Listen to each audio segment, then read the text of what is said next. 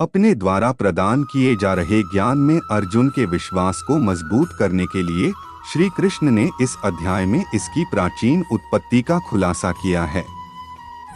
वे कहते हैं, अर्जुन, चूंकि तुम मेरे भक्त और प्रिय मित्र हो, मैं योग के इस सर्वोच्च विज्ञान को तुम्हारे सामने प्रकट कर रहा हूँ। यह वही शाश्वत विज्ञान है जो मैंने आदि काल में सूर्य देव को सिखाया था और सतत परंपरा में वही ज्ञान संत राजाओं को दे दिया गया। अर्जुन को आश्चर्य होता है कि जो व्यक्ति लगभग उसकी उम्र का है वह इतने युगों पहले कैसे अस्तित्व में हो सकता है। वह श्री कृष्ण से पूछते हैं कि यह कैसे संभव है कि आपने यह ज्ञान सूर्य देव और अन्य लोगों को इतने वर्षों पहले दिया था।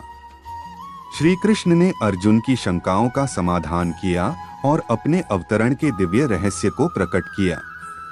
उनका कहना है कि यद्यपि भगवान अजन्मा और शाश्वत हैं, लेकिन धार्मिक मार्ग की स्थापना के लिए वह अपनी योगमाया शक्ति से इस धरती पर अवतरित होते हैं।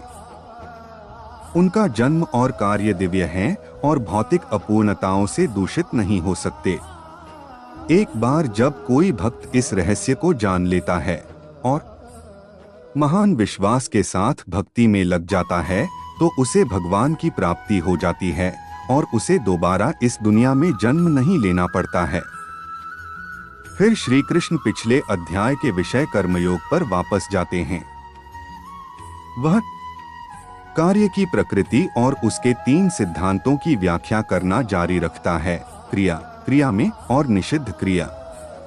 उन्होंने विस्तार से बताया कि कर्मयोगी सबसे आकर्षक कार्य करते हुए भी निष्क्रियता की स्थिति में होते हैं और ऐसे कार्यों की कर्म प्रतिक्रियाओं में नहीं फंसते हैं।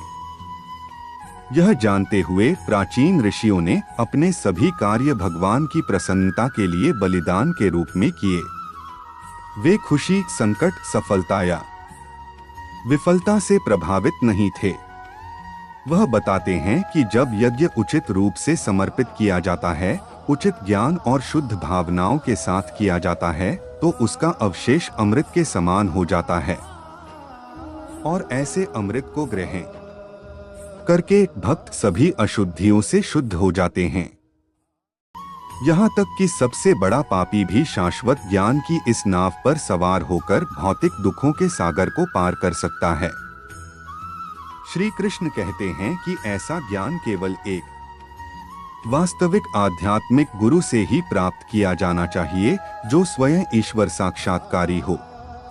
अपने गुरु होने के नाते श्री कृष्ण ने अर्जुन को निर्देश दिया कि वह ज्ञान की तलवार से अपने दिल में पैदा हुए सभी संदेहों को काट दे।